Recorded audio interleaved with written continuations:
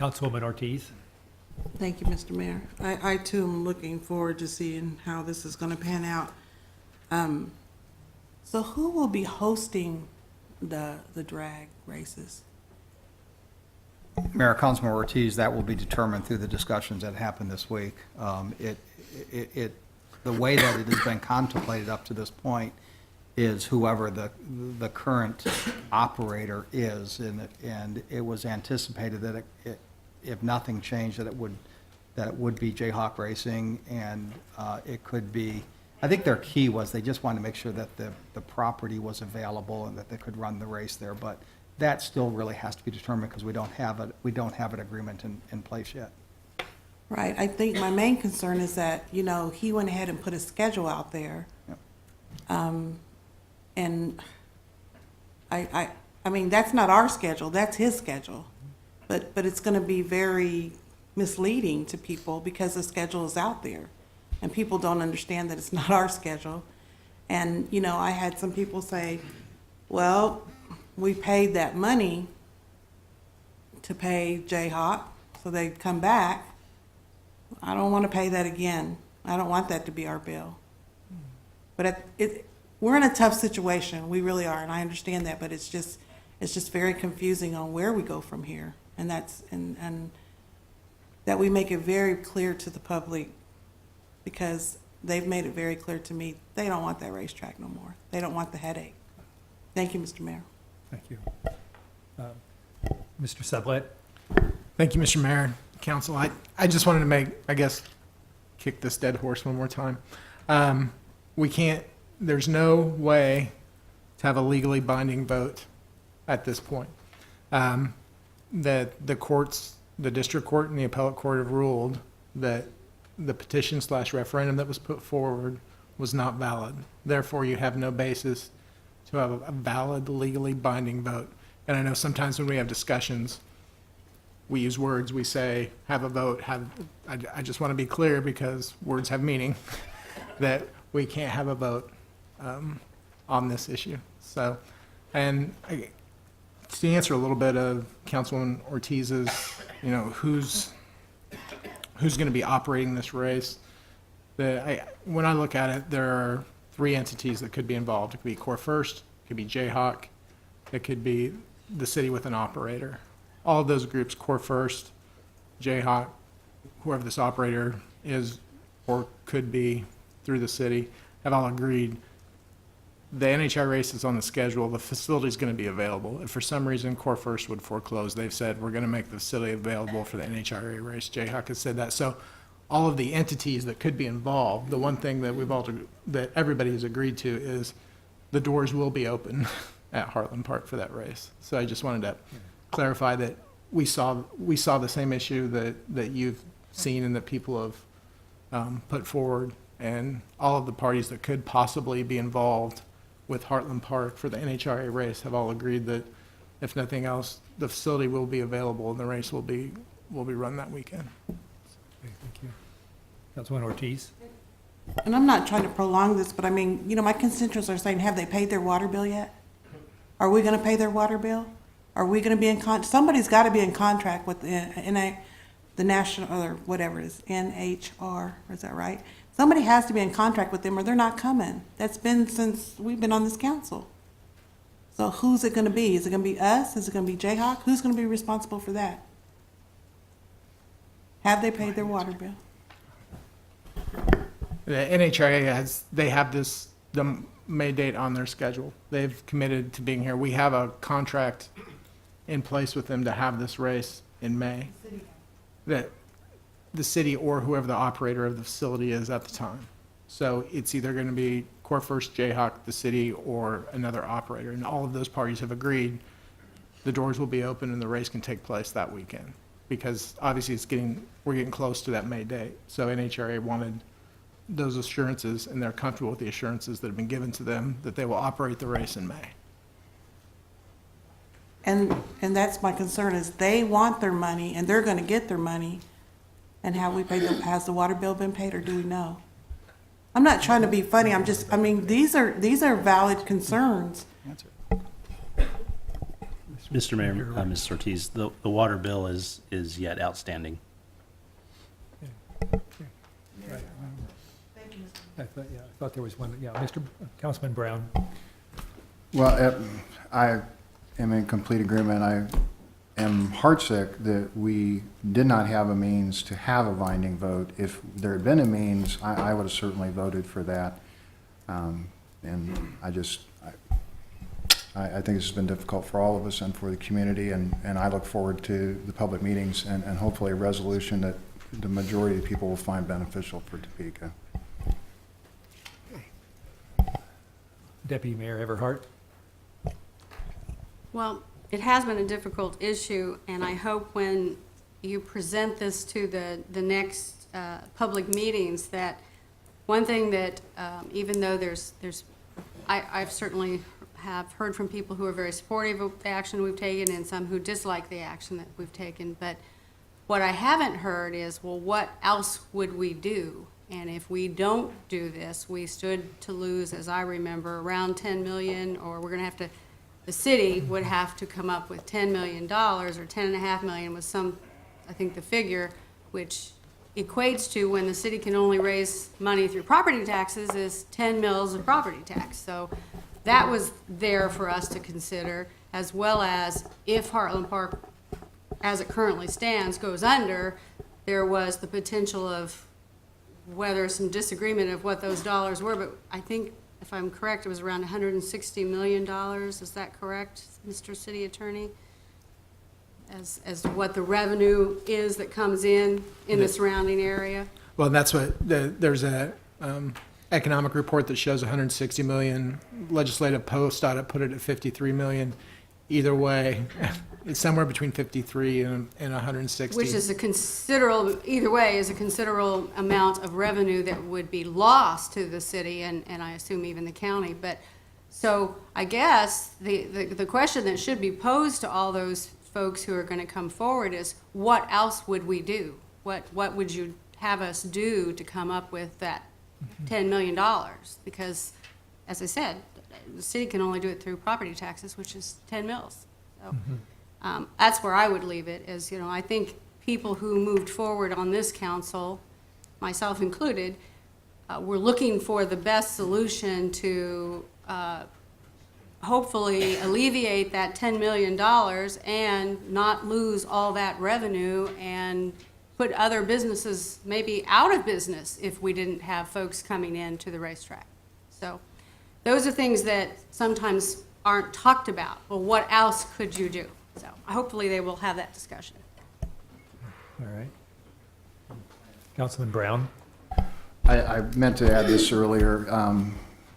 For those who maybe haven't been following the issue very closely, we've got people that have been passionately following the issue, but for anybody who wants to know more, on the city website under Heartland Park, there are thousands of pages of documents, multiple recorded videos of all the public meetings, the council meetings, and everything when Heartland Park has been discussed. And I would encourage anyone who has any questions to engage with us, to continue to engage with us, to read and review that information that's there for the public.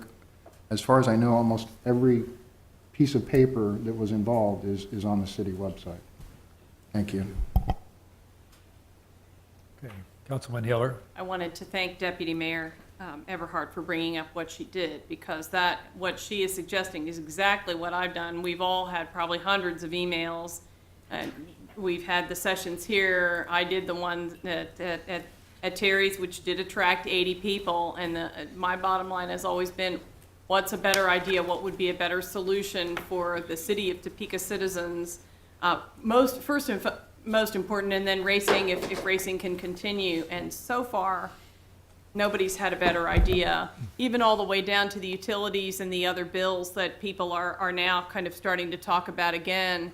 That affirmative solution that the city manager had proposed included them paying all their bills, including the ones they owe to the city, so that would work out for the citizens of Topeka. So still, as with Deputy Mayor Everhart, open to better ideas, but haven't had them yet. Any other comments? We'll complete the discussion on this item of the Heartland Park Development District. Look forward to the next parts of it.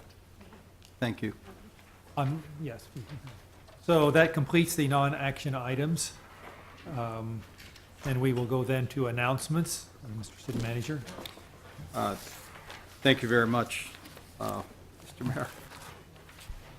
I just really wanted to, we're going to recognize her more formally, but I wanted to recognize Lindy Brewer, who's a paralegal in the legal department for winning Paralegal of the Year from the Kansas Paralegal Association. We'll actually invite her in here and embarrass her a little bit, but I just didn't want too much time to pass before we talked about that. All right. Is that? That concludes. I'm sorry. Okay. A couple items. First, I want to thank the council and some city staff, number of city staff, who've been very helpful and supportive and kind in the last 3 weeks that I've had. I had a hip surgery and some issues leading up to that and the time since then. I really appreciate the support and particularly people stepping up to help. And secondly, I want to acknowledge the Deputy Mayor Everhart and Councilman Manspeaker. This is their last full meeting that they will be attending as part of our council. So you've both done excellent jobs of representing your districts. Everyone who sits up here knows the amount of time that is involved in this, more than just Tuesday nights, and the calls and the efforts that are a part of it, and both of you have done well in that. And on behalf of the city, we certainly appreciate your effort being a part of the city council and all you've done for us. Thank you. And we go then to Councilman Schmidt. Well, thank you. I'd just like to say the same thing. Thank you for the service that both of you, Councilwoman Everhart and Councilman Manspeaker, have provided to your districts and to the city. I'm still a relatively new member of this body, and I was pleased to join this body largely because of, and I had an easier time acclimating to this body because of the professionalism of you two. So thank you very much for your service. Councilman Harmon. Thank you, Your Honor. I too want to thank Councilwoman Everhart, Deputy Mayor Everhart, and Councilman Manspeaker for their hard work and diligence in representing their district for the last 4 years. Topeka, not only as a community but as an organization, is stronger because of your service. And I mean that sincerely. You will be missed. Thank you. Councilwoman Hiller. I too would thank you, and when I think back to even just 4 years, each of you were involved in all of your own district issues and our community-wide issues, and Councilwoman Everhart took the lead in the domestic violence issue, which was so important to everyone, and Councilman Manspeaker in the gender equity issues in particular, and we all struggled with the VA. That was out in District 6 as well, but big issues, and thank you so much. City Manager passed me an announcement that I'm proud to share. And that is that the Metropolitan Topeka Planning Organization, the MTPO, in coordination with the city, is hosting a public workshop for our pedestrian master plan. We voted forward some things about the bikeways plan today in the CIP, as well as kind of paying it ahead, if you will, to start some sidewalk installations. This is a chance for everyone to participate on what that would look like and what the priorities are. The public workshop is next Tuesday, March 24th, from 6 to 8 p.m. at the city's Holiday Building in the main conference room on the first floor.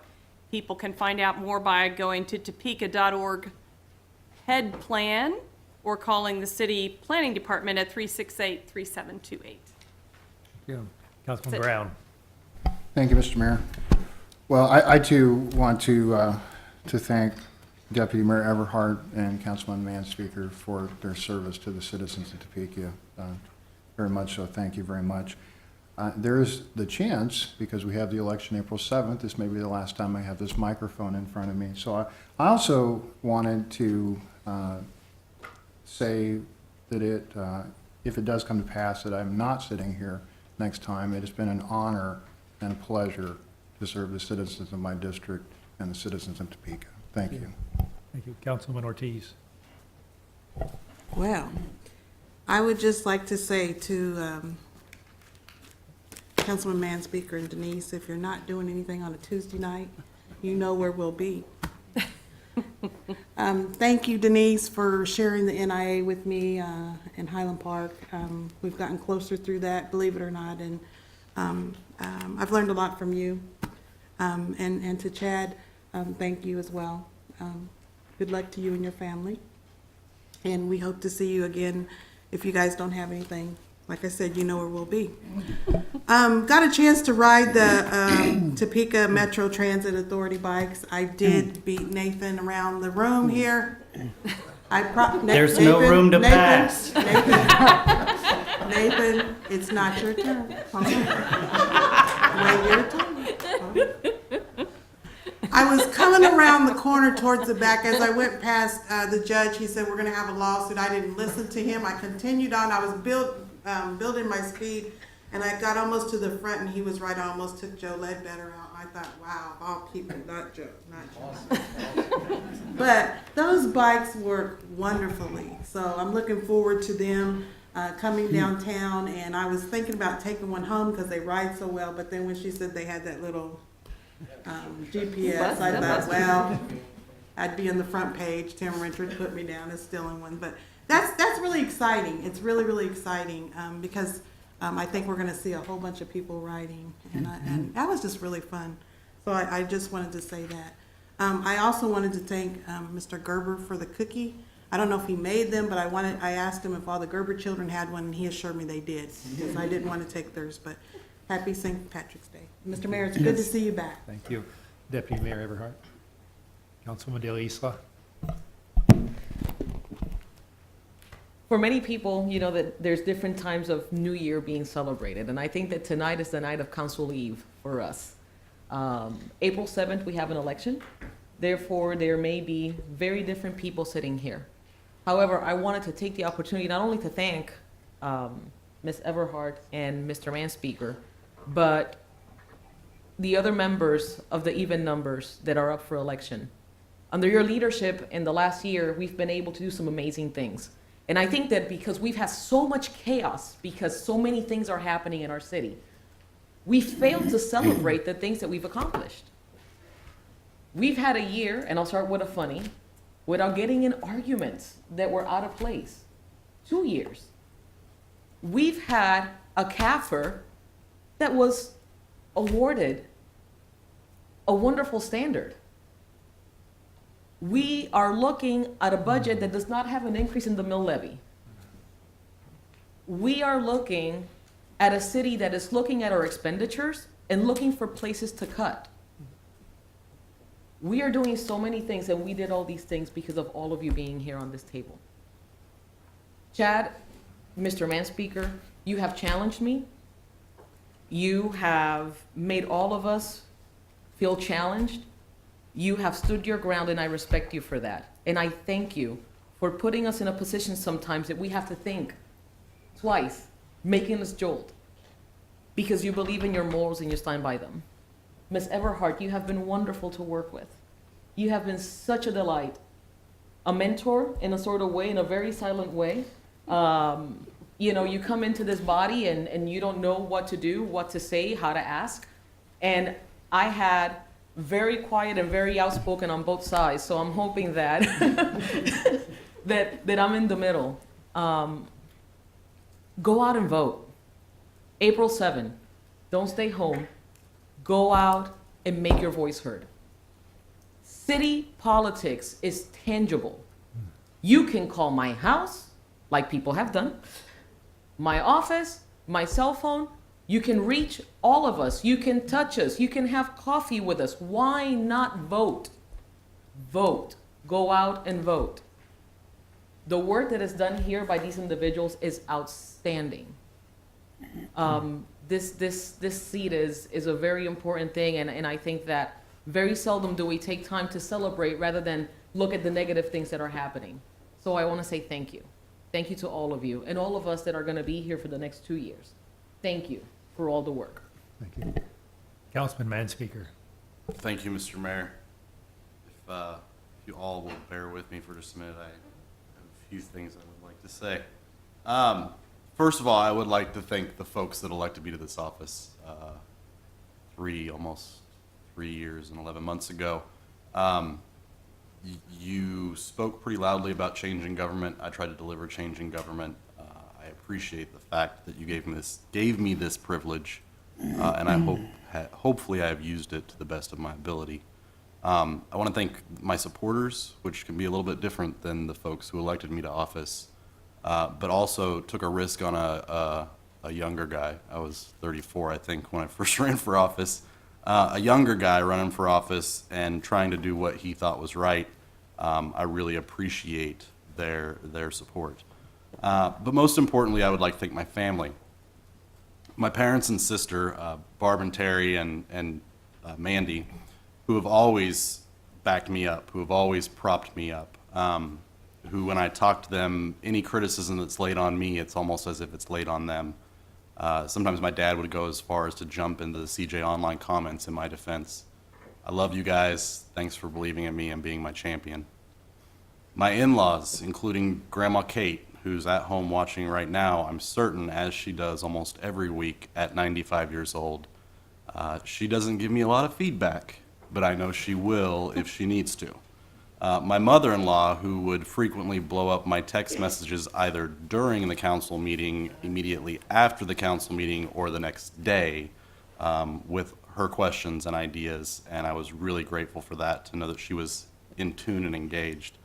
To my nieces, Catherine and Alexis, who insist to this day to wear man-speaker t-shirts to school and everywhere else, like I'm some kind of rock star, but they are terribly confused.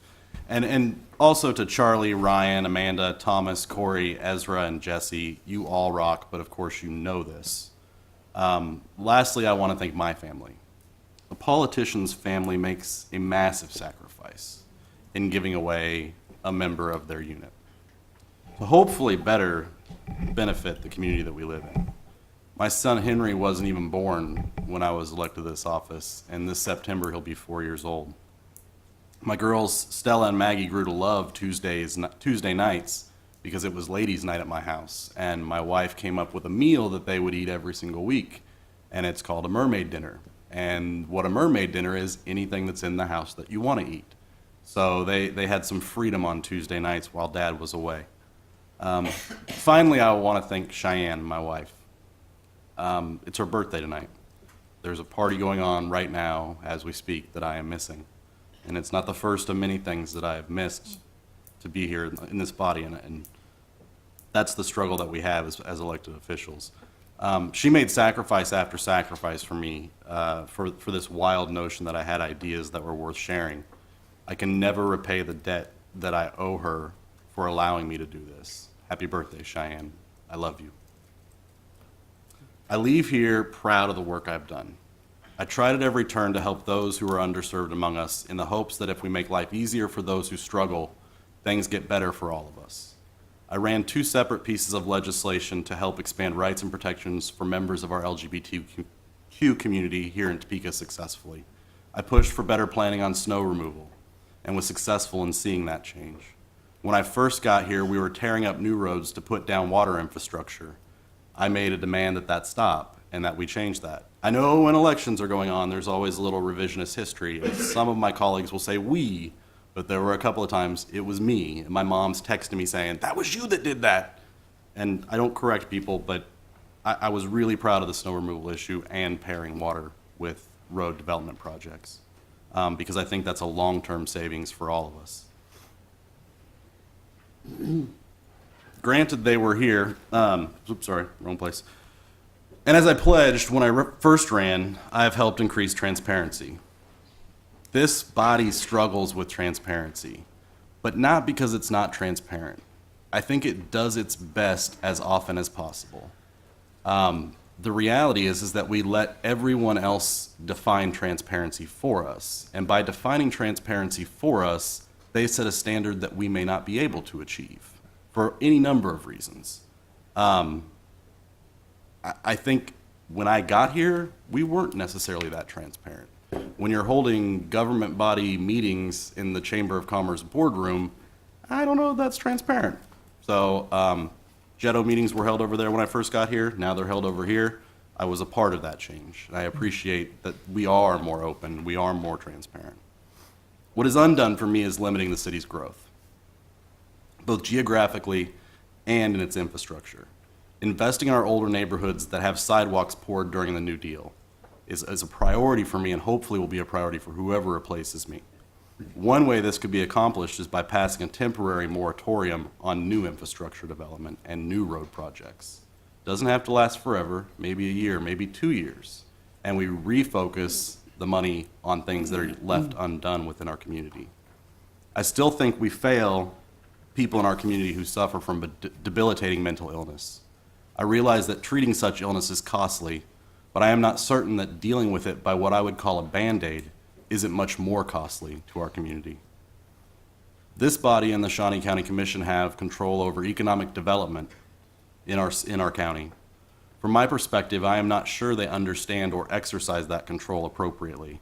Rather, they give control over to go Topeka and the Topeka Chamber Board of Commerce, or Topeka Chamber of Commerce boards, leaving such an important function of government in the hands of the very corporations that already exist in our community isn't necessarily in the best interest of everyone in our community. I'm certain everyone is trying to do their best, but who are they trying to do their best for is what we should be asking ourselves. If it is to reward shareholders, the citizens of Topeka are not better served. We have made improvements, but I truly believe that economic development done only with the permission of our corporate citizens is doomed to fail. We as a body are nonpartisan.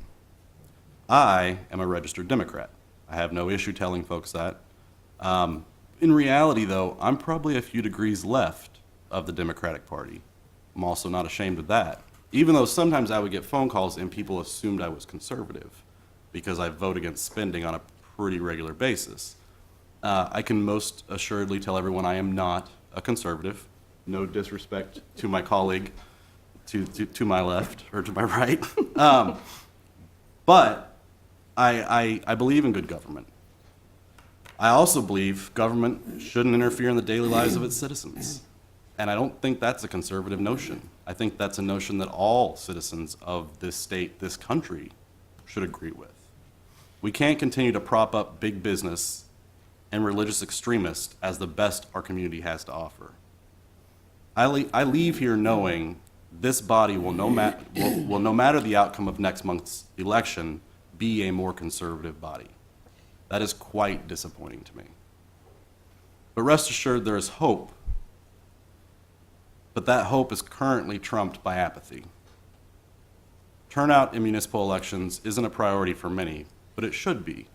A vast majority of your dollars are spent from this body, and the control you can exercise over the expenditure of those dollars is much more direct than any president or congressperson or senator that you elect to any other office that's more attractive, more hyped, or more pumped. If you want the community you live in to represent your interest, you have to engage this body. You don't necessarily have to run for office, but write an email, make a phone call, change this city. It is up to the people that live in it. Thank you very much. Thank you. Councilwoman Schwartz. That was a lot of good sage advice, and as I would say, as everybody has said, ditto, ditto, ditto on the fact that we will miss you. Denise, it's been a pleasure serving with you again. We served together in the state legislature. And Chad, I don't think we were speaking much at the beginning when I came on board, but I feel like you're a great colleague and friend now. And your folks live in my district, so I'm going to keep in touch with what you're doing.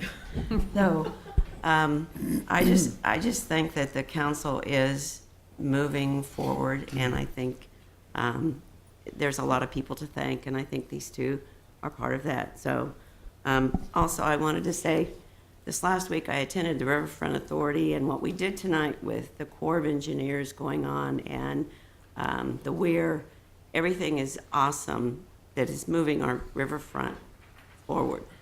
But I wanted to say that one complaint I've had from, and I've heard from others, is that the state and the city don't seem to be in the same place. I mean, even though they're in Topeka and we're the capital, and we have the city and the state. But at that meeting, Secretary Robin Jennison with the of Wildlife and Parks led that meeting. And I really felt like this was one time that I felt the city and the state really working together. So I think we have great things to see with moving forward with our city. The soccer fields are going to be dedicated. Overland Station is, the funding to pay it off is done. I just think that we have a lot to look forward to with our riverfront. So, thank you. Thank you. And we didn't have preliminary agendas read because the next two are the 4th and 5th Tuesdays of the month, so there are no council meetings during those times. That Mayor. completes our, Mayor, Could I throw in one more thing? all right. Just- People were talking about the elections, and I think there's a lot of confusion out there. Hopefully, people are still watching, but there is something for every single person in the city of Topeka to vote on Yeah, this right. time. So encourage everyone to show up. There will be city council elections in the even-numbered districts, but all of us will have USD 501 school board members to vote for, and there will also be a ballot question to once again work on clarifying the role of the mayor in this city government, and people felt strongly about having the citizen review team work.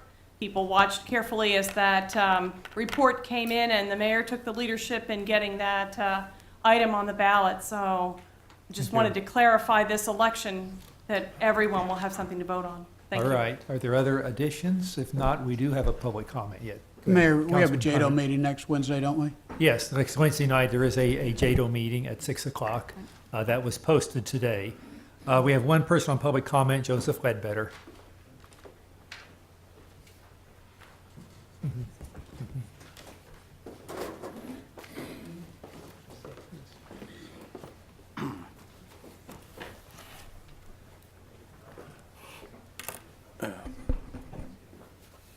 Governing body, first off, Chad ditto on all those comments about economic development and where we were, and we've still got a long ways to go with transparency in that particular area.